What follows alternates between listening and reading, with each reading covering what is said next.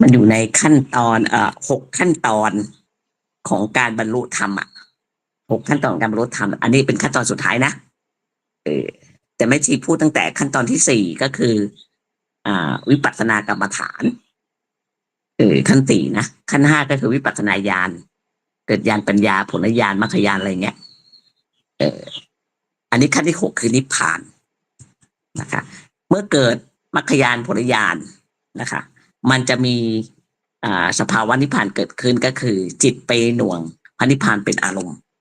นะคะในขณะที่เข้าผลญาณเนี่ยจิตมันจะหน่วงพระนิพพานเป็นอารมณ์นะคะทีนี้มาพูดถึงนิพพานหรือภาวะนิพพานกันว่าในพระไตรปิฎกเขาบอกว่าเอาพระไตรปิฎกก่อนนะคุณพจน์อัดไหมคะเนี่ยอัดอยู่ค่ะคุณพจน์อัดคลิป อัดอยู่ค่ะอัดค่ะอ๋อค่ะอันนี้แม่ชีเอามาจากมันมีหนังสือหลายเล่มค่ะเอามาประกอบกันเอาพระไตรปิฎกก่อนนะคะก็มีอัตถกถาด้วย แล้วก็จากครูบาอาจารย์รุ่นเก่าๆด้วยนะคะอันนี้แต่พระไตรปิฎกก็บอกว่าอันนี้เป็นปริยัตินะของเรื่องภาวะนิพพานเนี่ยพระไตรปิฎกก็บอกว่านิพพานเนี่ยหมายถึงความดับสนิทแห่งกิเลสและกองทุกข์ทั้งหลายเป็นสภาพโลกุตระอันเป็นจุดมุ่งหมายสูงสุดในพุทธศาสนาเรานะคะจุดมุ่งหมายของพุทธศาสนาเราคือนิพพานเป็นจุดเรียกว่าถึงตรงนี้แล้วก็จบเรียกว่าจบหมดแล้วนะคะคำว่านิพพานเป็นคำที่ใช้กันในปรัชญา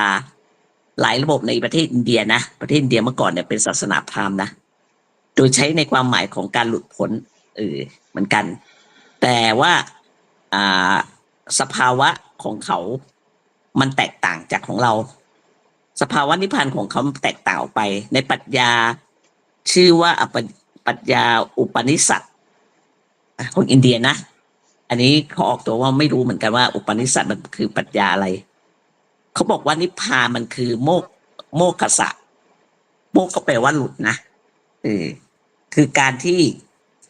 อัตมันย่อยหรือชีวัตมันเข้ารวมกันเป็นเอกภาพอันนี้ไปหาความหมายก็คือว่าอัตมันก็คือตัวตนในศาสนาพราหมณ์นะเขาบอกว่าตัวตนเรียกว่า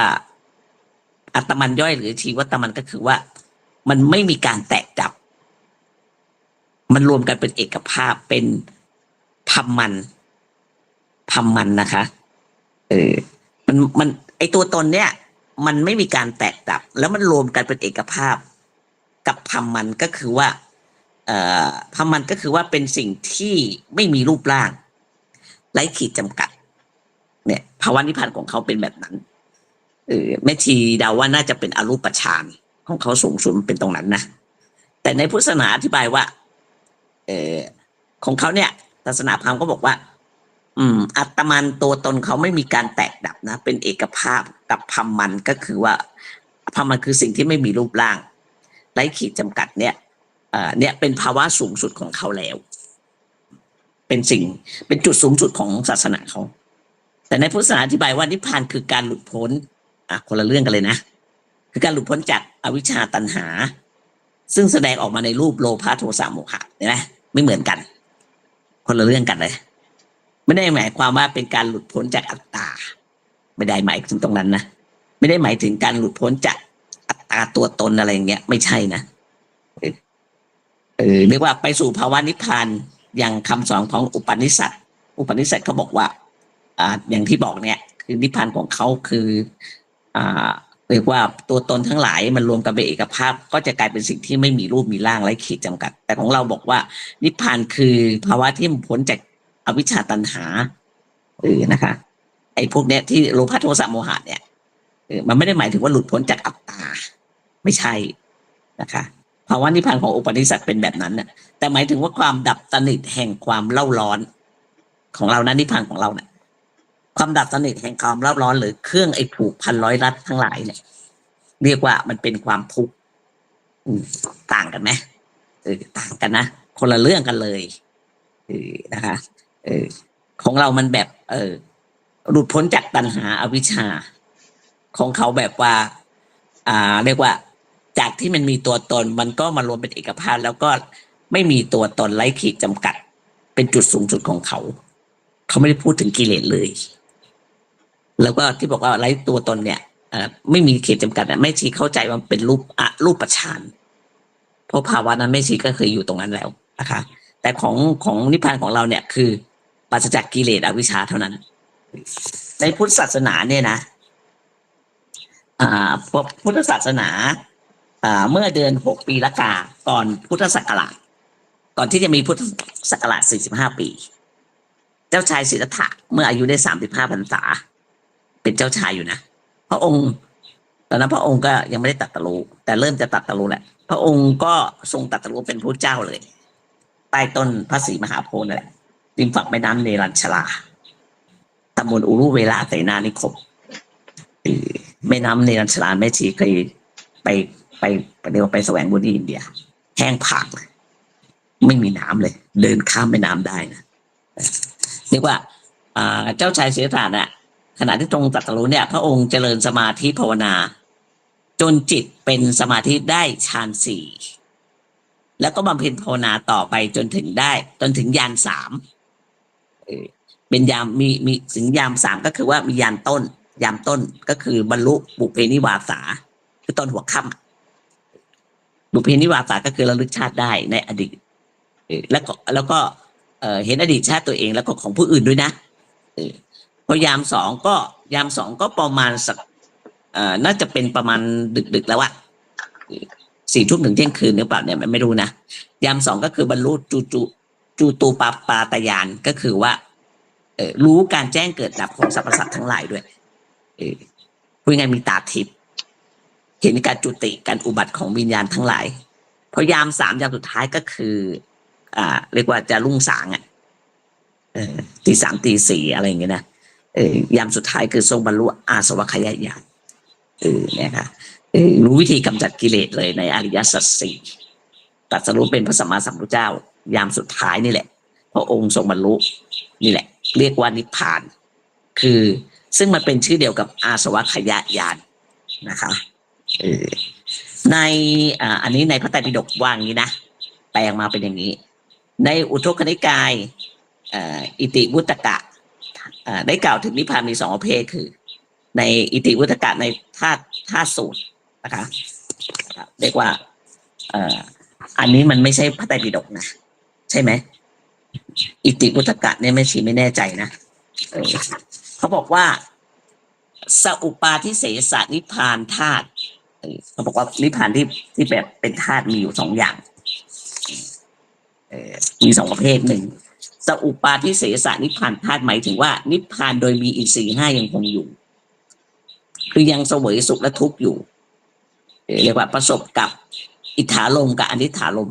นะคะแล้วก็อีกอันนึงก็คืออนุปาทิเสสนิพพานธาตุนะอันที่ 2หมายถึงนิพพานทั้งดับภพและเวทนาโดยสิ้นเชิงนิพพานก็อยู่ในอริยสัจ 4นั่นแหละคือเป็นจุดหมายปลายทางของพุทธศาสนาได้แก่อริยสัจข้อที่ 3นะคะเรียกว่านิโรธนิพพานหรือนิโรธเหมือนกันทุกข์สมุทัยนิโรธความดับทุกข์เนี่ยมันเป็นคำไวยพจน์กันนิโรธหรือนิพพานอ่ะมันเป็นไวยพจน์กันคือมันความหมายมันอันเดียวกันในพระไตรปิฎกก็บอกแบบนี้นะคะพระไตรปิฎกเล่ม31ระบุว่าอริยสัจ 4ทั้งหมดเนี้ยมันทั้งหมดรวมทั้งนิโรธคือนิพพานเพราะว่าเป็นอนัตตานะคะและมีคำบาลีอ่านไม่เก่งบาลีนะขอโทษที่แปลมาเลยแล้วก็ว่าเรียกว่าทั้งหมดเนี่ยมันคือนิพพานดังนี้เพราะว่าสัจจะทั้ง 4ทุกข์สมุทัยนิโรธมีการตรัสรู้ด้วยกันเป็นอันเดียวคือมรรคญาณเดียวกันโดยความหมายว่าเป็นอนัตตานิโรธมีความหมายว่าดับมีความหมายว่าเป็นอนัตตานิโรธก็เป็นแปลว่าดับคือความหมายเดียวกันกับนิพพานนั่นแหละนะคะสรุปออกมาเป็นอย่างนี้ในพระสุตตันตสังยุตตนิกายขันธวรรคเนี่ยก็บอกว่าสังขารทั้งปวงไม่เที่ยงธรรมทั้งปวงเป็นอนัตตานะคะในอังคุตตนิกายก็บอกสังขารทั้งปวงไม่เที่ยงเรียกว่าสังขารทั้งปวงเป็นทุกข์ธรรมทั้งปวงเป็นอนัตตาเหมือนกันธรรมในที่นี้ก็ในอัตถกถาอธิบายว่า หมายถึงนิพพานด้วย ในอัตถกถาอธิบายต่อว่าธรรมในที่นี้หมายถึงนิพพานด้วยธรรมทั้งปวงไม่เที่ยง เรียกว่าธรรมทั้งปวงไม่เที่ยงนะก็ไม่อะไรหรือว่าสังขารทั้งปวงไม่เที่ยงสังขารทั้งปวงเป็นทุกข์ธรรมทั้งปวงเป็นอนัตตาธรรมในที่นี้หมายถึงนิพพานนะคะในอัตถกถาบอกแต่ในพระไตรปิฎกหลายแห่งก็ระบุตรงกันแล้วก็ระบุโดยตรงแล้วก็ระบุโดยอ้อมมีในว่านิพพานเป็นอนัตตาโดยตรงก็บอกว่าเป็นอนัตตาโดยอ้อมก็บอกว่าเป็นอนัตตานะคะพระเจ้าไม่เคยอธิบายว่าพระอรหันต์ผู้บรรลุนิพพานเมื่อดับขันธ์แล้วจะอยู่ในสภาพเช่นใดพระเจ้าไม่เคยบอกในพระไตรปิฎกไม่ได้กล่าวถึงเลยอธิบายทำได้ในลักษณะเพียงว่าพระเจ้าแค่บอกว่านิพพานคือการดับทุกข์สิ้นตัณหาเท่านั้นเหมือนไฟที่มันดับจนสิ้นเชื้อไม่สามารถจะลุกลามไปได้อีกนะคะอุปมาแบบนี้สำหรับพระอรหันต์ที่ปรินิพพานแล้วนั้นพุทธองค์ไม่ตัดยืนยันถึงความมีอยู่หรือความดับสูญไม่มีนะพระองค์ตัดแต่เพียงว่าเมื่อพระองค์ปรินิพพานแล้วทั้งเทวดาและมนุษย์ไม่สามารถเห็นพระองค์ได้อีกต่อไปดูก่อนภิกษุทั้งหลายกายของตถาคตมีตัณหาอันนำไปสู่ภพขาดแล้วยังดำรงอยู่เทวดาและมนุษย์ทั้งหลายจักเห็นตถาคตช่วงเวลาที่กายของตถาคตยังดำรงอยู่เมื่อกายแตกสิ้นชีพแล้วเทวดาและมนุษย์ทั้งหลายก็จักไม่เห็นตถาคตอีกแล้วอันนี้อยู่ในพระไตรปิฎกนะคะต่อไปในคัมภีร์รุ่นอัตถกถาหลังๆเนี่ยก็มีข้อความแสดงว่าสภาวะนิพพานแสดงสภาวะนิพพานหลายแห่งเช่นในปฏิสัมภิทามัคก็บอกว่าธรรมะธรรมคือนิพพานธรรมคือนิพพานว่างจากอัตตาเพราะไม่มีอัตตานะคะว่างจากอัตตาเพราะไม่มีอัตตาอันนี้อยู่ในอัตถกถาในวิสุทธิมรรคพระพุทธโฆษาจารย์เนี่ยอธิบายว่าให้เห็นถึงความอธิบายให้เห็นความไม่มีตัวตนของผู้ได้ชื่อว่าบรรลุนิพพานนะเท่ากับว่าไม่มีอัตตาและนิพพานก็ไม่ใช่สิ่งที่ต้องมีอัตตาถึงจะมีอยู่ได้ดังที่พระพุทธโฆษาจารย์กล่าวว่านิพพานมีอยู่แต่ไม่มีผู้เข้าถึงนิพพานมรรคมีอยู่แต่ไม่ปราศจากผู้ดำเนินไปอันนี้อยู่ในคัมภีร์วิสุทธิมรรคข้อความได้แสดงเห็นว่าไม่มีตัวตนบุคคลใดที่ปฏิบัติตามมรรคมีองค์ 8แล้วบรรลุนิพพานเมื่อปราศจากตัวตนของผู้เข้าถึงนิพพานก็ย่อมไม่ใช่อัตตาไปด้วยนะคะฉะนั้นนิพพานไม่ใช่อัตตานะคะเป็นอนัตตานะคะในศาสนาพราหมณ์บอกว่านิพพานเป็นอัตตาของเขาบอกเป็นอัตตาซึ่งตรงข้ามกันเลยคนละเรื่องกันเลยนิพพานเป็นธรรมที่พ้นไปจากโลกนะในคัมภีร์วิสุทธิมรรคบอกในนิพพานเป็นธรรมที่พ้นไปจากโลกในพาหิยสูตรเขาบอกว่าดินน้ำลมไฟย่อมไม่หยั่งลงในนิพพานธาตุย่อมไม่หยั่งลงในนิพพานธาตุใดในนิพพานธาตุนั้นดาวทั้งหลายย่อมไม่สว่างพระอาทิตย์ย่อมไม่ปรากฏพระจันทร์ย่อมไม่สว่างความมืดย่อมไม่มีก็เมื่อใดพราหมณ์ชื่อว่าเป็นมุนีเพราะรู้อริยสัจรู้แล้วด้วยตนเองเมื่อนั้นพราหมณ์ย่อมหลุดพ้นจากรูปและอรูปจากความสุขและความทุกข์หมายความว่าอันนี้อยู่ในพาหิยสูตรเขาบอกว่านิพพานเนี่ยมันพ้นมันเป็นธรรมที่พ้นไปจากโลกหรือไม่ได้อยู่ในทางโลกดินน้ำลมไฟอะไรทั้งหลายแปลในธาตุทั้ง4เนี่ยมันไม่หยั่งลงในนิพพานธาตุนิพพานธาตุเรียกว่าไม่มีดวงดาวไม่มีพระอาทิตย์ไม่มีพระจันทร์อะไรทั้งนั้นไม่มีความมืดนะครับไม่มีความสว่างสรุปออกมาเป็นแบบนี้นะแล้วมันคืออะไรไม่รู้ค่ะต้องรู้ด้วยตัวเองค่ะรู้แล้วด้วยตัวเองเมื่อนั้นพราหมณ์ย่อมหลุดพ้นเนี่ยเห็นไหมเขาบอกว่าใดพราหมณ์หรือมุนีนั้นรู้อริยสัจก็จะรู้ด้วยตัวเองเมื่อนั้นพราหมณ์ย่อมหลุดพ้นจากรูปแล้วอรูปจากความสุขและความทุกข์เนี่ยพาหิยสูตรบอกอย่างนี้นะฮะนิพพานเป็นปรมัตถ์ว่าโดยความแตกต่างแห่งอาการมี3อย่างคืออันนี้รู้สึกไม่ถึงจะเคยพูดไปแล้วแต่นานแล้วนะเพราะว่านิพพานเพราะเดี๋ยวมันมีคำหนึ่งนิพพานเป็นเรียกว่านิพพานเป็นปรมัตถ์ว่าโดยความแตกต่างมีอาการ3อย่างคือสุญญตานิพพานอนิมิตตนิพพานอัปปนิหิตนิพพานอาการเพราะมันไม่มีนิมิตคือสังขารทั้งปวงอาการที่ชื่อว่าอัปปนิหิตจะไม่มีที่ตั้งคือสังขารทั้งปวงนะคะในเรียกว่าในพระไตรปิฎกก็บอกอย่างนี้ เมื่อกี้เหมือนหน้าที่เท่าไหร่เดี๋ยวนะครับหน้าที่5หน้าที่6ต่อไปนิพพานในพระไตรปิฎกเล่มที่25สุตตันตะอุทกนิกายนะคะได้กล่าวถึงนิพพานมันมีอยู่หลายสูตรนะเดี๋ยวแม่ชีเอาเป็นบางสูตรสูตรที่1แล้วกันข้าพเจ้าได้สดับมาแล้วอย่างนี้สมัยหนึ่งพระผู้มีพระภาคประทับอยู่พระวิหารเชตวันอารามวัดเชตวันนั่นแหละของท่านอนาบิณฑิกะเศรษฐีใกล้นครสาวัตถีในสมัยนั้นแหละพระผู้มีพระภาคทรงชี้แจงให้เหล่าภิกษุทั้งหลายเห็นแจ้งในสมาทานให้อาหารให้ล่าเริงด้วยธรรมมีกถาอันปฏิสังยุตด้วยนิพพานก็ภิกษุเหล่านั้นทำให้มั่นมนสิการแล้วน้อมนึกถึงธรรมิกถาด้วยจิตทั้งปวงเงี่ยโสดลงสดับฟังลำดับนั้นแหละพระผู้มีพระภาคทรงทราบเนื้อความนี้แล้วทรงเป็นอุทานในเวลานั้นว่าดูก่อนภิกษุทั้งหลายอายตนะนั้นมีอยู่ดินน้ำลมไฟอากาสานัญจายตนะวิญญาณัญจายตนะอาทิญญาณัญจายตนะนิวรสัญญาณัญจายตนะโลกนี้โลกหน้าพระจันทร์และพระอาทิตย์ทั้งหลายพระจันทร์และพระอาทิตย์ทั้งสองย่อมไม่มีอายตนะนั้นภิกษุทั้งหลายเราย่อมไม่กล่าวถึงอายตนะนั้นว่าเป็นการมาเป็นการไปเป็นการตั้งอยู่เป็นการจุติเป็นการอุบัติอายตนะนั้นหาที่ตั้งไม่ได้ไม่ได้เป็นไปหาอารมณ์ไม่ได้แหละเป็นที่สุดแห่งทุกข์อันนี้ความหมายของนิพพานในพระไตรปิฎกนะก็คือว่า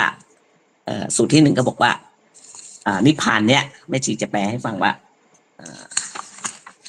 นิพพานเนี้ยสรุปออกมาแล้วก็บอกว่า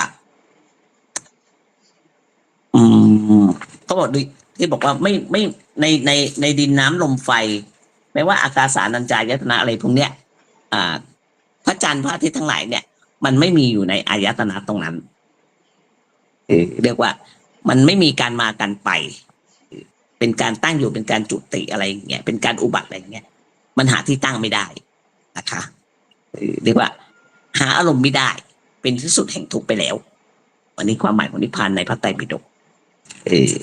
ต่อไปในสูตรที่2ก็บอกว่าข้าพเจ้าได้สดับฟังมาอย่างหนึ่งพระผู้มีพระภาคประทับอยู่วิหารเชตวันอารามของอนาบิณฑิกะเศรษฐีนะคะย่อออกมาแล้วนะพระผู้มีพระเจ้าทรงทราบเนื้อความได้เป็นอุทานมาว่าฐานะที่บุคคลได้เห็นได้ยากก็ชื่อว่านิพพานนะคะไม่มีตัณหาเรียกว่านิพพานเป็นธรรมจริงแท้ไม่เห็นได้โดยง่ายด้วยนะคะอันในสูตรแรกไปแล้วนะสูตรที่2ไม่เห็นง่ายโดยง่ายตัณหาอันบุคคลแทงตลอดแล้วกิเลสเครื่องกังวลย่อมไม่มีแก่บุคคลผู้รู้ผู้เห็นนะคะผู้รู้ผู้เห็นในนิพพานอันนี้สูตร2สั้นๆเลยสูตร2ก็คือว่าสรุปมาว่านิพพานเนี่ยเรียกว่ามีผู้เห็นได้ยากเขาว่าอย่างนั้นนะแล้วก็เป็นธรรมจริงแท้ไม่เห็นได้โดยง่ายนะก็ว่าไปอย่างนี้ต่อไปไอ้สูตรที่3ก็บอกว่าแม่ชีก็จะย่อนะพระพุทธเจ้าพระผู้มีพระภาคทรงทราบเนื้อความทรงเปล่งอุทานว่าดูก่อนภิกษุทั้งหลายธรรมชาติไม่เกิดแล้วไม่เป็นแล้วอันปัจจัยกระทำไม่ได้อันนี้ความหมายนิพพานนะปรุงแต่งไม่ได้ภิกษุทั้งหลายถ้าธรรมชาติอันไม่เกิดแล้วไม่เป็นแล้วอันปัจจัยกระทำไม่ได้แล้วปรุงแต่งไม่ได้แล้วจักไม่ได้มีแล้วไซการสลัดออกถึงธรรมชาติที่เกิดแล้วเป็นแล้วอันปัจจัยกระทำแล้วปรุงแต่งแล้วจะไม่พึงปรากฏแก่โลกนี้เลยภิกษุทั้งหลายเพราะธรรมชาติอันไม่เกิดแล้วไม่เป็นแล้วปัจจัยทำอะไรไม่ได้แล้วปรุงแต่งก็ไม่ได้แล้วมีอยู่ฉะนั้นการสลัดออกซึ่งธรรมชาติที่เกิดแล้วมันเป็นแล้วอันปัจจัยกระทำแล้วปรุงแต่งแล้วจึงปรากฏคือว่า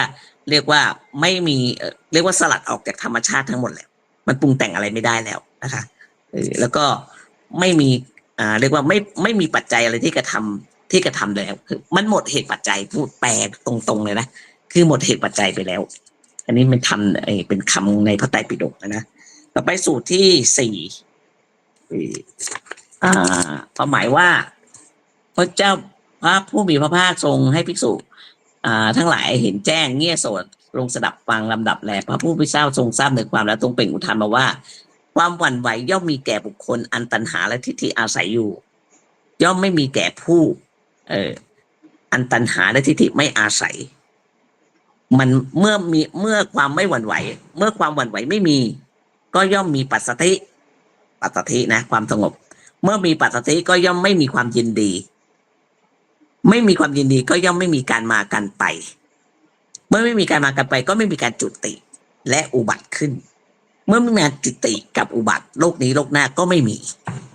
โลกทั้งสองก็ไม่มีนี่แหละเป็นที่สุดแห่งทุกข์นี่ค่ะอันนี้สุดที่เท่าไหร่อันนี้ในพระไตรปิฎกนะความหมายมีเยอะความหมายของนิพพานในพระไตรปิฎกมีเยอะมากเรียกว่าสรุปมาว่านิพพานหมายถึงการดับหรือการหมดสิ้นไปสังสารทุกข์นั่นแหละอันเป็นวนเวียนของกิเลสเป็นวนเวียนของกรรมเป็นวนเวียนของวิบากเนี่ยสรุปออกมาเป็นแบบนี้แล้วนะคะ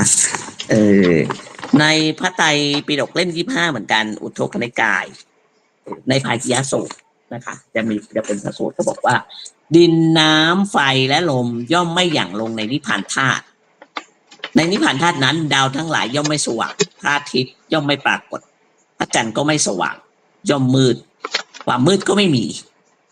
นะคะเมื่อใดพราหมณ์ชื่อว่ามุนีเพราะรู้สัจจะสี่แล้วด้วยตนเมื่อนั้นพราหมณ์ย่อมหลุดพ้นจากรูปและอรูปจากสุขและทุกข์อันนี้ในภาคียสูตรพูดไปแล้วนะคะอันนี้ในพระไตรปิฎกนะต่อไปภาวะนิพพานในหนังสือพุทธธรรมของหลวงพ่อปอ.ประยุตโตเขาบอกว่าภาวะแห่งนิพพานเมื่อสังสารวัฏหายไปก็กลายเป็นวิวัตตะขึ้นเองทันทีเป็นของเสร็จสับพร้อมอยู่ในตัวไม่ต้องเดินทางไม่ต้องเดินทางออกจากสังสารวัฏที่หนึ่งไปอีกที่หนึ่งเห็นแต่จะมีการพูดในเชิงภาพพจน์หรืออุปมา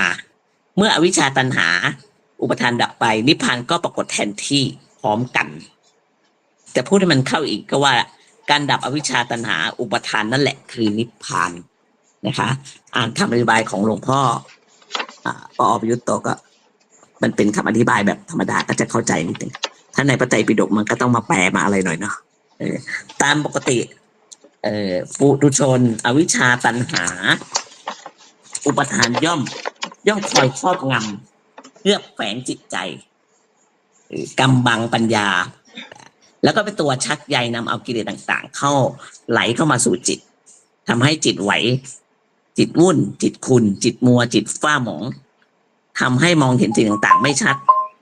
ให้บิดเบือนไปบ้างอะไรอย่างเงี้ยตลอดจนถ่วงดึงเหนี่ยวรั้งให้วนเวียนติดข้องติดตั้งข้องขัดและคับแคบอยู่กับเครื่องผูกมัดน่วงเหนี่ยวชนิดต่างๆเมื่ออวิชชาตัณหาอุปทานนั้นดับหายไปแล้วก็จะเกิดปัญญาเป็นวิชาสว่างแจ้งขึ้นมองเห็นสิ่งทั้งหลายกล่าวคือโลกและชีวิตถูกต้องชัดเจนตามที่มันเป็นของมันไม่ใช่ตามที่มันอยากให้เป็นนะคะหรืออิทธิพลของสิ่งเคลือบแฝงกำบังการมองเห็นการรับรู้ต่อโลกและชีวิตก็จะเปลี่ยนไปนะคะเมื่อเราถึงตรงนี้ละมีวิชาเกิดขึ้นแล้วเนี่ยการรับรู้ต่อโลกการมองเห็นอะไรต่างๆชีวิตจะเปลี่ยนไปความรู้สึกและท่าทีต่อสิ่งต่างๆก็จะเปลี่ยนไปด้วยยังผลให้บุคลิกภาพก็เปลี่ยนไปด้วยนะคะคือมองเห็นความจริงแล้วเหมือนมันสยบต่อความจริงแล้วล่ะเหมือนแบบคล้ายๆว่าเห็นตามความเป็นจริงแล้วสยบแล้วหมอบราบคาบแก้วประมาณเนี้ยนะเมื่อเรารู้ตามความเป็นจริงแล้วบุคลิกภาพมันก็เปลี่ยนนะมันก็จะไม่เหมือนเดิมจากที่เคยเยื่อหยิ่งถือตัวอะไรนะมันก็จะเปลี่ยนไปเพราะมันเห็นความจริงขึ้นมาสิ่งที่ปรากฏอยู่แต่ไม่เคยรู้ไม่เคยเห็นแม้แต่นึกถึงเพราะถูกปิดกั้นคุมบังเอาไว้เพราะมัวสารวนอยู่กับเพลินกับสิ่งอื่นก็ได้รู้ได้เห็นขึ้นเกิดเป็นความรู้เห็นใหม่ๆจิตใจเปิดเผยกว้างขวางไม่มีประมาณโปร่งโล่งเป็นอิสระเป็นภาวะที่แจ่มใสสะอาดสว่างสงบละเอียดอ่อนปราณีตลึกซึ้งซึ่งผู้ยังมีอวิชชาตัณหาอุปทานครอบงำอยู่อย่างที่เรียกว่าปุถุชนนั้นเขาไม่เคยเห็นไม่เคยเข้าใจไม่เคยเข้าถึงเมื่อใดก็รู้เห็นประจักษ์แจ้งเองเมื่อนั้นดังคุณบทคือเรียกว่าคำแสดงคุณลักษณะของนิพพานว่านิพพานอันผู้บรรลุเองบรรลุเห็นได้เองไม่ขึ้นกับการ เรียกว่ามาดูได้ควรน้อมเข้ามาไว้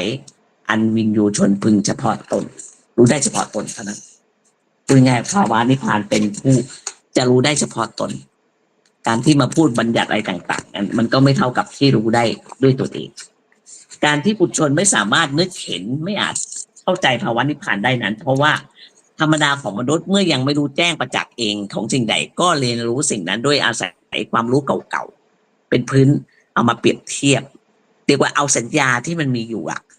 แล้วมากำหนดวาดภาพขึ้นใหม่จากสัญญาต่างๆที่เอามากำหนดเทียบนั้นตามภาพสัญญาที่เป็นองค์ประกอบเหมือนอย่างคนที่ไม่เคยรู้จักคำว่าช้างไม่รู้จักช้างสมมุตินะถ้ามีใครพูดว่าช้างเขาก็ไม่รู้ไม่เข้าใจสมมติไม่เคยได้ยินคำว่าช้างไม่รู้จักบอกว่าช้างเขาก็ไม่เข้าใจนึกอะไรไม่ได้เลยหรืออาจจะกำหนดไปตามกริยาของผู้พูดก็ได้แล้วก็นึกถึงว่าผู้พูดกล่าวคำอะไรแก่เขาหรืออาจจะนึกไปถึงผู้พูดกล่าวคำเรียกว่าคำอะไรที่แปลกๆอะไรอย่างเงี้ยนะหรือนึกผู้พูดเสียสติไปก็ได้จึงกล่าวว่าคำไร้ความหมายออกไปหรือนึกอะไรต่างๆออกไปได้มากมายแล้วแต่สถานการณ์คือผู้ที่ไม่รู้จักนิพพานเนี่ยเขาก็ว่าไปบางทีก็คนที่พูดตรงนี้ก็แปลไปนู้นนี้แล้วก็บางทีก็ว่าเราเสียสติไปก็ได้แต่ถ้าผู้พูดกล่าวว่าฉันเห็นช้างแต่สมมติว่าเราบอกว่าเราเห็นนิพพานเราบอกเราเห็นช้างผู้ฟังนั้นก็จะเข้าใจขึ้นมาหน่อยว่าอ๋อช้างเป็นอะไรอย่างหนึ่งเห็นได้ด้วยตาถ้าผู้พูดอธิบายแต่ว่าช้างเป็นสัตว์ชนิดหนึ่งเขาก็เข้าใจเพิ่มมาอีกหน่อยว่าอาจจะนึกไปถึงสิ่งทั้งหลายที่เรียกว่าสัตว์ก็ได้อันนี้อุปมาให้ฟังว่าจะพูดนิพพานให้คนเข้าใจมันบางคนก็จะเข้าใจแบบนี้เรียกว่าสิ่งที่เรียกว่าสัตว์ไม่จำกัดชนิดขนาดตั้งแต่มดถึงไดโนเสาร์อะไรก็แล้วแต่นะตั้งแต่ยุงถึงนกอินทรีอะไรอย่างเงี้ยนะช้างก็เป็นสัตว์บกถ้าเขาเข้าใจชัดขึ้นมาหน่อยหนึ่งก็บอกว่าช้างเป็นสัตว์ตัวโตมากเขาก็จะเห็นภาพชัดเข้าไปเปรียบเหมือนคนที่พูดถึงภาวะนิพพานเป็นอย่างนี้แต่คนที่เข้าไม่ถึงก็จะแบบวาดภาพไปเองอะไรเงี้ยจากนั้นผู้พูดก็อาจจะบรรยายลักษณะที่ว่าช้างเช่นหูโตหูใหญ่ตาเล็กมีงาสองข้างมีจมูกยาวเป็นงวงเนี่ยผู้ฟังก็จะจำเฉพาะที่ชัดเจนในใจของเขามากขึ้นเท่านั้นเองภาพนั้นก็อาจจะใกล้ของจริงก็ได้หรือห่างไกลออกไปมากก็ได้ชนิดที่ว่าให้เขาวาดภาพขึ้นมาเห็นในใจออกมาก็เป็นวาดบนแผ่นกระดาษก็อาจจะได้รูปสัตว์ประหลาดอะไรก็ไม่รู้นะถ้าไม่รู้จักสำหรับนิยายโบราณเรื่องใหม่ก็ได้เนี่ยเพราะว่าผู้ไม่รู้ไม่เห็นจริงนี่แหละมักใช้สัญญาต่างๆสร้างภาพให้มันวิจิตรพิสดารเห็นไหมบางคนอันนี้ผ่านเป็นเมืองแก้วเมืองอะไรเรียกว่าเมืองมีแสงสว่างเป็นสุขาวดีอะไรแล้วแต่เนี่ยก็ว่ากันไปตรงนั้นนะเรียกว่าสร้างภาพขึ้นมาเองภาพในใจของเขาเป็นอย่างไรย่อมขึ้นต่อความแม่นยำของสัญญาเกี่ยวกับลักษณะอาการต่างๆที่ผู้เล่ายกขึ้นมาพูดฝ่ายหนึ่งและสัญญาผู้ฟังก็เอามาประสานเป็นองค์ประกอบสร้างสัญญาใหม่อีกอันหนึ่งที่บอกเป็นเมืองแก้วอะไรเนี่ยเป็นสว่างกระไว้ด้วยแสงระยิบระยับอะไรเนี่ยคนเนี่ยให้บอกนิพพานเป็นเมืองแก้วจะเห็นคำว่าเห็นก็ดีสัตว์ก็ดีเนี่ยเป็นต้นเนี่ยล้วนเป็นสัญญาที่ผู้ฟังมีอยู่แล้วทั้งสิ้นแต่ในกรณีที่นำมาเล่าแตกต่างไปจากสิ่งที่ผู้ฟังเคยรู้เห็นมีสัญญาอยู่ก่อนแล้วโดยสิ้นเชิงไม่มีลักษณะอาการใดที่จะเทียบกันได้เลยผู้ฟังจะไม่มีทางนึกเห็นหรือเข้าใจได้ด้วยประการใดทั้งสิ้นถ้าไม่เคยเห็นมีสอบถามเทียบเคียงขึ้นมาผู้ฟังก็นำเอาสัญญาของตนออกมาต่อความรู้ใหม่ก็มีก็จะทำได้อย่างเดียวคือปฏิเสธหรือถ้าผู้เล่าพยายามที่จะชี้แจงด้วยสัญญาที่ผู้ฟังพอจะเอามาเทียบได้ก็เสี่ยงอันตรายอย่างมากต่อการที่ผู้ฟังจะสร้างสัญญาผิดบางคนให้คำนิยามนิพพานไปนู่นไปนี่นะผิดทั้งนั้นนะในตำราก็บอกเลยนะในตำราก็มีนะสร้างสัญญาผิดต่อสิ่งที่เล่ามาถ้าผู้ฟังไม่สร้างสัญญาผิดก็อาจจะไปสู่สุดทางอีกข้างหนึ่งคือปฏิเสธความบอกเล่าของผู้เล่าโดยกล่าวหาผู้เล่ากล่าวเท็จหลอกลวงก็มีสิ่งที่มาเล่านั้นไม่มีความจริงคือผู้ฟังไม่เข้าใจเองอะไรสรุปออกมาไม่ชื่อว่าแต่การที่ผู้ฟังจะปฏิเสธโดยกล่าวสิ่งใดสิ่งหนึ่งไม่จริงนั้นเพียงเพราะเหตุที่ตนไม่เคยเห็นไม่เคยรู้จักไม่เหมือนกับสิ่งที่ตนเคยรู้จัก ตนเองก็ไม่อาจนึกถึงเข้าใจได้ ย่อมไม่เป็นการถูกต้องนักอันนี้ก็บอกว่าผู้ฟังจะปฏิเสธว่าไม่เคยรู้ไม่เคยเห็นปฏิเสธเลยมันก็ไม่ได้ไงมันก็ไม่ถูกต้อง นิพพานเป็นภาวะที่พ้นจากสภาพทั้งหลายที่ปุถุชนรู้จักปุถุชนไม่รู้จักแน่นอกเหนือออกไปจากการรับรู้ที่ถูกอวิชชาตัณหาอุปทานครอบงำเป็นภาวะที่เข้าถึงทันทีพร้อมกับการละกิเลสที่เคลือบคลุมใจหรือพ้นจากภาวะลักษณะต่างๆที่เป็นวิสัยของปุถุชนเหมือนเลื่อนลอยฉากออกก็จะมองเห็นท้องฟ้าเลื่อนฉากออกไปเลยจะเห็นท้องฟ้าฟ้าสวยนิพพานไม่มีลักษณะอาการเหมือนสิ่งใดที่ปุถุชนเคยรู้เคยเห็นปุถุชนเดี๋ยวนะคะปุถุชนจึงไม่อาจนึกเห็นหรือเข้าใจได้ไม่มีทางแต่ว่านิพพานจะไม่มีก็ไม่ถูกมีผู้กล่าวอุปมาบางอย่างไว้เพื่อให้ปุถุชนพอสำนึกได้ว่าสิ่งที่ตนนึกไม่เห็นนึกไม่ถึงไม่คิดไม่เห็นเนี่ยไม่จำเป็นจะต้องไม่มีนะมีคนพูดว่าปุถุชนเนี่ยไม่เคยเห็นก็ไม่ได้แสดงว่ามันไม่มีนะคะตนเองไม่เคยเห็นไม่เคยนึกไม่เคยเห็นอะไรมาก่อนไม่เคยเข้าใจมาก่อนมันไม่จำเป็นว่าจะต้องไม่มีข้อเปรียบเทียบที่น่าฟังเรื่องหนึ่งก็คือว่าเรื่องปลาไม่รู้จักบกอันนี้เปรียบเทียบอุปมามีความย่อนิทานว่าไอ้ปลากระเต่าเป็นเพื่อนกันสนิทกันปลาอยู่แต่ในน้ำรู้จักแต่เรื่องราวในน้ำเต่าเนี่ยมันเป็นสัตว์บกสัตว์น้ำอะไรเงี้ยมันไปทั้งบกทั้งน้ำก็ได้วันหนึ่งเต่ามันไปเที่ยวบกไปเที่ยวบนบกแล้วมันก็ลงไปในน้ำมันก็เล่าให้ปลาฟังว่ามันไปเที่ยวบนบกเนี่ยมันมีความสดชื่นยังเลยเที่ยวพื้นดินก็แห้งมีทุ่งโล่งลมพัดอะไรอย่างเงี้ยปลาฟังไปก็บอกไม่เข้าใจอะไรกันวะเดินอะไรกันบนพื้นแห้งเนี่ยมีด้วยเหรอไอ้ทุ่งโล่งเป็นยังไงลมพัดมันเป็นยังไงเนี่ยความสดชื่นปลาก็ไม่รู้จักความสุขโดยปราศจากน้ำมันจะเป็นไปได้ยังไงมันมีแต่ว่ามันจะต้องตายแน่ๆถ้าไปอยู่ตรงนั้นก็ว่าไปนั้นนะปลาทนไม่ได้ก็ขัดขึ้นและสักถามหาความเข้าใจเต่าเล่าและอธิบายเรียกว่าปลาก็ซักถามศัพท์น้ำเต่าก็ได้แต่ปฏิเสธปลาก็ให้เต่าอธิบายด้วยศัพท์น้ำเต่าก็อธิบายไม่ได้เพราะไม่รู้จะเอาอะไรมาเทียบนะคะอุปมาแบบนี้ในที่สุดปลาก็ลงข้อสรุปว่าเต่าโกหก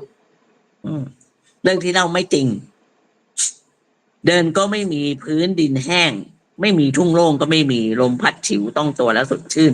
ก็ไม่มีตามเรื่องนี้ความจริงปลาเป็นฝ่ายผิดนะจริงที่เต่าเล่ามันมีอยู่จริงแต่พ้นวิสัยแห่งความรู้ของปลาไหมคนไม่รู้ไม่เข้าใจเพราะปลายังไม่เคยขึ้นไปอยู่บนบกจึงไม่เข้าใจได้เนี่ยอุปมาให้ฟังข้อเทียบอีกอันหนึ่งก็ว่าความรู้ทางอายตนะที่ต่างกัน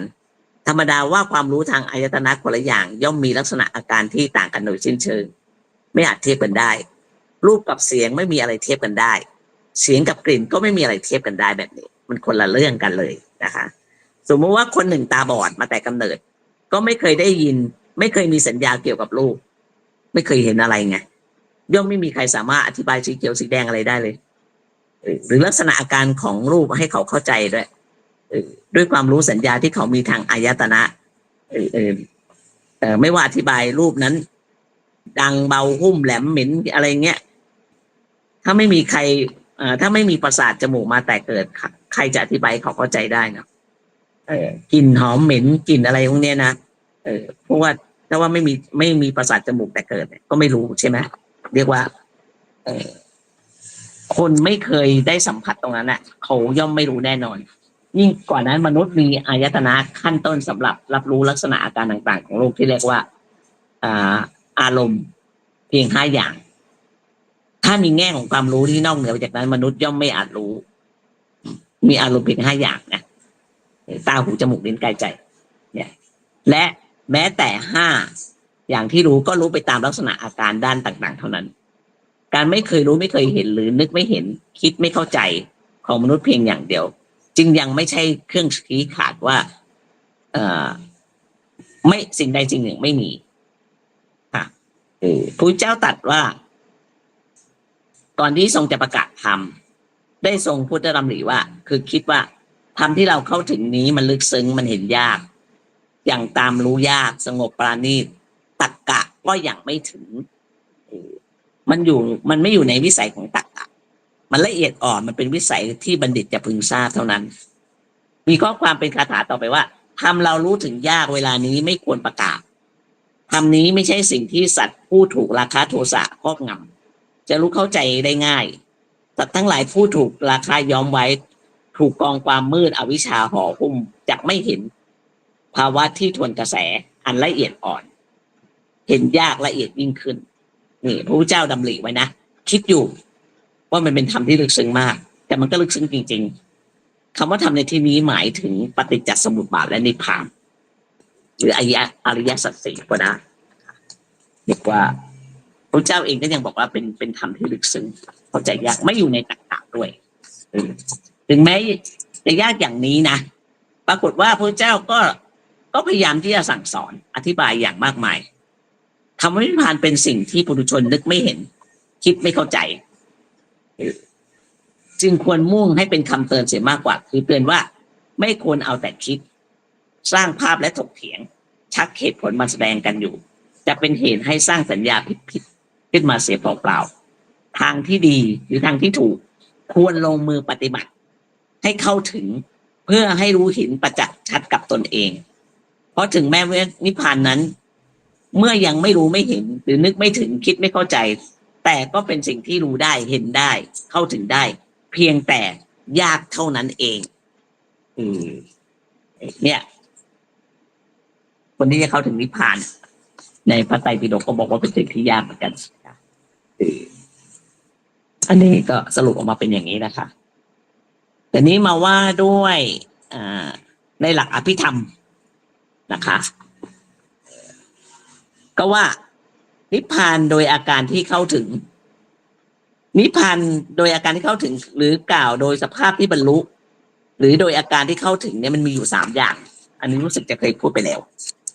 1อนิมิตตนิพพานหมายถึงนิพพานนั้นมันไม่มีนิมิตเครื่องหมายใดๆไม่มีรูปร่างสงัดจากนิมิตอารมณ์ที่ยังให้เกิดกิเลสหรือชรามรณะอะไรอย่างเงี้ยนะเรียกว่าอนิมิตตนิพพานผู้ที่เจริญวิปัสสนาภาวนาจะเห็นจนเห็นสามัญลักษณะคือเห็นไตรลักษณ์คือเห็นอนิจจังอย่างเดียวนะเห็นความไม่เที่ยงอันปราศจากนิมิตเครื่องหมายพูดง่ายๆว่าเห็นไตรลักษณ์นั่นแหละแต่ว่าเห็นอนิจจังเด่นนะคะอันนี้ไม่ฉีกเข้าใจมันเป็นสภาวะเรียกว่าเห็นอนิจจังความไม่เที่ยงอันปราศจากนิมิตเครื่องหมายนี้เพ่งอนิจจังต่อไปจนบรรลุมรรคญาณผลญาณมีนิพพานเป็นอารมณ์นิพพานที่เป็นอารมณ์แก่ผู้เห็นอนิจจังนั้นชื่อว่าอนิมิตตนิพพานผู้มีอนิมิตตนิพพานอารมณ์นี้บุญญาแต่กลางก่อนนั้นแรงด้วยศีลพูดง่ายว่าอนิมิตตนิพพานเนี่ยใช้เรียกว่าเพ่งด้วยอนิจจังคือเห็นไตรลักษณ์หมดแต่อนิจจังเด่นสุดผู้ที่เข้าถึงตรงนี้ตามที่แม่ชีเคยสัมภาษณ์เห็นอนิจจังเป็นหลักเลยเนี่ยก็จะเคยเห็นกันเกิดดับดับไปเกิดดับแล้วมันปุ๊บเดียวหายไปเลยอันนี้ก็บอกว่าผู้ที่เห็นแบบนี้เป็นอารมณ์เห็นนิพพานแบบนี้เป็นอารมณ์เนี่ยคือมีบุญญาที่แรงด้วยศีลนะคะต่อไปอันที่2คืออัปปนิหิตตนิพพานหมายถึงว่านิพพานนั้นไม่มีอารมณ์เป็นที่น่าปรารถนาเลยสงัดจากความดิ้นรนอันเป็นเกิดอันทำให้เกิดสัพพทุกข์นั้นเรียกว่าอัปปนิหิตนิพพานผู้เจริญวิปัสสนาจนเห็นไตรลักษณ์ใจเด่นชัดคือทุกข์เห็นความทนอยู่ไม่ได้แปรเปลี่ยนไปอันหาปณิธิที่ตั้งไม่ได้เพ่งทุกข์ต่อไปจนบรรลุมรรคผลมีนิพพานเป็นอารมณ์นิพพานที่เป็นอารมณ์แก่ผู้ที่เห็นทุกข์นั้นชื่อว่าอัปปนิหิตตนิพพานผู้ที่มีอัปปนิหิตตนิพพานนี้เรียกว่ามีบุญญาธิการที่แรงไปด้วยสมาธินะคะของท่านเห็นแบบไหนเห็นทุกข์อันนี้เคยสัมภาษณ์จากคนที่เข้าถึงภาวะตรงเนี้ยมันจะอึดอัดเขาบอกเขาทรมานมากอันนี้แม่ชีเคยสัมภาษณ์แม่ชีไม่ได้เป็นแบบนี้นะทั้ง2อย่างเลยไม่ได้เป็นแต่อึดอัดนั้นไม่เคยเป็นเลยนะแต่ว่าไอ้ที่ว่าเรียกว่าอนิจจังเนี่ยจะเห็นดับไปเนี่ยมันจะเร็วมากเลยนะคะ อภินิหิตเนี่ยคือถามผู้ที่เข้าถึงภาวะนิพพานตรงเนี้ยบรรลุโสดาบันแหละเขาบอกว่าจะอึดอัดเหมือนหายใจไม่ออกล้นมาที่คอหอยอะไรของเขาเนี่ยนะเราให้ฟังลุกสักพักปุ๊บหายไปเลยอึดอัดแล้วก็เพ่งอยู่ตรงนั้นน่ะมีความทุกข์อยู่ตรงนั้นน่ะเขาบอกมันใจจะขาดให้ได้นะอันนี้เราให้ฟังไม่รู้ผู้ใดหรือว่าเข้าถึงตรงนี้ เข้าถึงภาวะนิพพานแบบนี้หรือเปล่าก็ไม่ทีก็ไม่ทราบเพราะว่าอันนี้สัมภาษณ์เขามาเพราะว่าจะเอามาทำงานวิจัยนะคะต่อไปอันนิพพานอันที่3คือสุญญตานิพพานหมายถึงนิพพานนั้นมันสูญสิ้นจากกิเลสและอุปทานและขันธ์ห้าไม่มีอะไรเหลือเลยผู้เจริญวิปัสสนาจนเห็นไตรลักษณ์ก็คือเห็นอนัตตาเห็นความไม่ใช่ตัวตนบังคับบัญชาไม่ได้มีแต่ความว่างเปล่าเพ่งอนัตตาต่อไปบรรลุมรรคผลมีนิพพานเป็นอารมณ์นิพพานเป็นอารมณ์แก่ผู้เห็นอนัตตานั้นชื่อว่าสุญญตานิพพานผู้ที่มีสุญญตานิพพานเป็นอารมณ์นี้บุญญาธิการแต่ปางก่อนแรงด้วยปัญญาอันนี้เห็นในความว่างเปล่านะคะผู้ที่เห็นสามัญลักษณะก็คือไอ้ไตรลักษณ์เนี่ยคือเห็นอนิจจังกับอนัตตาเนี่ยเรียกว่าก้าวสู่มรรคผลเนี่ยจะมีจำนวนเยอะมากกว่าผู้ที่เห็นทุกข์คือไอ้พวกอัปปนิหิตเนี่ยคนไม่มีคนจำนวนน้อยที่เรียกว่าบรรลุเข้าถึงนิพพานเนี่ยแบบเนี้ยน้อยนะคะแต่แม่ชีเคยไปสัมภาษณ์เขาบรรลุแบบนี้ซึ่งอึดอัดเนี่ยผู้ที่มีทุกขังเรียกว่าเป็นผู้ที่เห็นทุกขังเนี่ยจะแรงไปด้วยสมาธิในบุญญาธิการเก่าเขาแรงด้วยสมาธิแล้วก็เชื่อว่าเขาแรงด้วยสมาธิเป็นพวกสมถะไงมันก็จะมีอะไรพิเศษของเขาอะนะคะก็จะมีจำนวนน้อยจะมีไอ้พวกเห็นอนิจจังกับเห็นอนัตตาเนี่ยจะเยอะนะคะของแม่จีจะอยู่ในสุญญตาค่ะคือเห็นแต่ความว่างหมดเลยไม่มีอะไรเหลือเลยนะคะว่างไม่มีตัวตนมีแต่ความว่างมองไปทางไหนก็ว่างหมดไม่มีอะไรเลยนะคะก็จบด้วยตรงนั้นว่างมันหวิวไปเลยนะคะต่อไปอันนี้เรียกว่าจบปริเฉดในเรื่องรูปสังขารวิภาคนะคะนิพพานในพระไตรปิฎกในพุทธธรรมเรียกว่าในอภิธรรมมัทธสังฆะตอนนี้จะมาพูดถึงนิพพานในคำสอนของครูบาอาจารย์ทั้งหลายที่เป็นพระอริยะเจ้านะเรียกว่าอันนี้อันแรกเลยก็คือของสมเด็จพระญาณสังวรสังฆปรินายกพระสมเด็จพระสังฆราชนั่นแหละองค์กรนะเนาะองค์กรที่มีอายุยืนมากเลยท่านกล่าวว่าพระเจ้าท่านเพียงไม่มีร่างเหลืออยู่เท่านั้นพระบารมีและคุณธรรมยังอยู่อันนี้เป็นคำของท่านนะมีผู้หลงว่าพระอรหันต์ตายแล้วศูนย์พระเจ้าตอบว่าขันธ์ห้าไม่ใช่เป็นพระอรหันต์ไม่ใช่เป็นพระอรหันต์ดังนั้นพระอรหันต์ตายแล้วไม่ได้ศูนย์แต่ไม่ควรถามว่าตายแล้วไปไหนเหมือนกับไฟดับแล้วก็ไม่ควรจะบอกว่าไฟศูนย์หรือไฟดับแล้วไปไหนคำนี้อันนี้ของพระญาณสังวรสมเด็จพระสังฆราชองค์ก่อนแล้วนะท่านกล่าวไว้อย่างนี้นะให้คำนิยามคำว่านิพพานสั้นๆแบบนี้แหละบอกว่านะคะที่บอกว่ามีผู้หลงว่าพระอรหันต์ตายแล้วศูนย์พระเจ้าตอบว่าขันธ์ห้าไม่ใช่เป็นพระอรหันต์นะคำว่าขันธ์ห้าเนี่ยไม่ได้บอกว่าเป็นพระอรหันต์เราเข้าใจว่าพระอรหันต์ตายแล้วศูนย์ความหมายก็คือว่าขันธ์ห้าเรามันตายแล้วก็ไม่เหลืออะไรพระเจ้าบอกว่าความเป็นพระอรหันต์ไม่ได้หมายถึงขันธ์ห้านะครับแล้วก็บอกว่าพระอรหันต์ตายแล้วไม่ได้ศูนย์แต่ก็ไม่ควรถามว่าตายแล้วไปไหนเนี่ยครับต่อไปคำนิยามของคำนิพพานของพระเจ้าหนังสืออะไร45 ปีพรรษานะ45 พรรษาของพระเจ้านะเขาบอกว่าพระเจ้าเสด็จดับขันธ์นิพพานไปแล้วแต่ไม่ได้หายไปไหนพระพุทธบารมียังปกปักรักษาโลกอยู่คนในโลกยังรับพุทธบารมีได้ไม่ได้แตกต่างไปจากเมื่อยังดำรงพระชนอยู่เพียงแต่ว่าจำเป็นต้องเปิดใจออกรับมิฉะนั้นจะรับไม่ได้พระเจ้าเสด็จดับขันธ์นิพพานไปแล้วไม่ทรงเวียนว่ายตายเกิดในวัฏฏะสงสารอีกต่อไปแต่พุทธบารมียังพรั่งพร้อมพระอาจารย์ท่านหนึ่งเล่าว่าเมื่อท่านปฏิบัติ ถึงความหลุดพ้นในป่าดงพงพีพระพุทธเจ้าได้เสด็จไปทรงสอนท่านด้วยพุทธด้วยพุทธบารมี แล้วท่านพระอาจารย์องค์นั้นต่อมาก็เป็นที่เคารพศรัทธาของพุทธศาสนิกชนเป็นจำนวนมาก เชื่อว่าท่านปฏิบัติถึงจุดหมายปลายทางแล้ว อันนี้เป็นเรื่องเล่านะคะพุทธเจ้าเมื่อเสด็จดับขันธ์นิพพานแล้วด้วยพุทธบารมีได้เสด็จไปทรงแสดงธรรมโปรดพระอาจารย์องค์สำคัญ ให้บรรลุมรรคผลนิพพานไม่มีอะไรให้สงสัยเป็นสิ่งที่สุดวิสัยนะคะแล้วก็เขาบอกว่าเรียกว่าเป็นสิ่งที่เป็นไปไม่ได้เรื่องของท่านพระโมคคัลลานะเป็นเรื่องให้เข้าใจอย่างกระจ่างชัดว่าพุทธเจ้าก็ดีพระอรหันต์ก็ดีแม้ดับขันธ์แล้วท่านก็เพียงไม่มีร่างเหลืออยู่เท่านั้นแต่บารมีและคุณธรรมทั้งปวงของท่านยังพังพร้อมประโยชน์อย่างยิ่งนะคะถึงเรียกว่าพระเจ้าเดี๋ยวนี้พระเจ้าก็ไม่อยู่แล้วใช่ไหมแต่ทำไมพระธรรมยังอยู่ล่ะ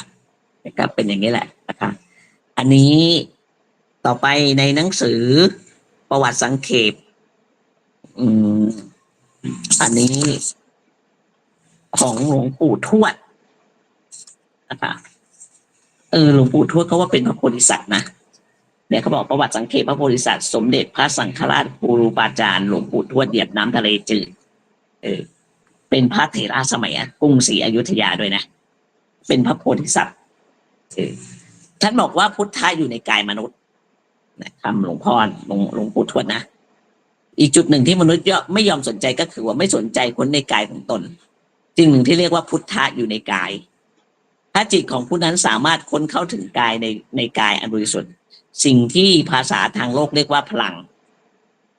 ชนิดหนึ่งที่มันยอดเยี่ยมอยู่ในตัวเราแต่เราไม่รู้จักคนออกมาใช้เพราะอะไรเล่าทำไมเรายังถามว่าเหตุใดองค์สมณโคดมจึงสามารถระลึกชาติได้เพราะมีบุพเพนิวาสานุสติญาณใช่ไหมมีอนาคตญาณมีอาญาณอะไรต่างๆเหล่านี้เราไม่ต้องไปรับรู้ก็ได้เราไม่ต้องไปยุ่งเราไม่ต้องไปคิดว่าเราจะได้ญาณโน้นอย่างนี้หลักการปฏิบัติอันหนึ่งที่มีอยู่ว่าเราจะยึดอะไรเป็นสาระของการปฏิบัติวิปัสสนากรรมฐานนี่แหละอันนี้เป็นคำของหลวงปู่ทวดคำว่ากรรมฐานนั้นมันหมายถึงการกำหนดจิตของเราให้จดจ่อกับสิ่งใดสิ่งหนึ่งเพื่อรวมพลังจิตไม่ให้ฟุ้งเมื่อรวมพลังจิตอันนั้นไม่ให้ฟุ้งแล้วรวมอยู่ในจุดใดจุดหนึ่งรวมจนได้อารมณ์แห่งปีติคือนิ่งเฉยแห่งจุดนั้นเมื่อนั้นได้เกิดวิปัสสนาคือให้พิจารณาในทุกสิ่งทุกอย่างว่าเป็นอนัตตาคือการเดินทางไปสู่โลกแห่งนิพพานโลกแห่งอรหันตโลกแห่งโพธิสัตว์โลกแห่งอนาคามีโลกเหล่านี้เป็นโลกแห่งอัตตาทำอย่างไรเราจึงจะไปสู่จุดแห่งการเป็นอนัตตาได้อันนี้เป็นคำของหลวงปู่ทวดนะคะต่อไปคำของหลวงพ่อโตพระพุทธทาสจารย์ผมมลังสีวันนี้แม่ชีเอาเท่านี้ก่อนดีกว่าเขาหน้ามาต่อเป็นคำของครูบาอาจารย์รุ่นเก่าๆก็คือก็น่าฟังนะความหมายของ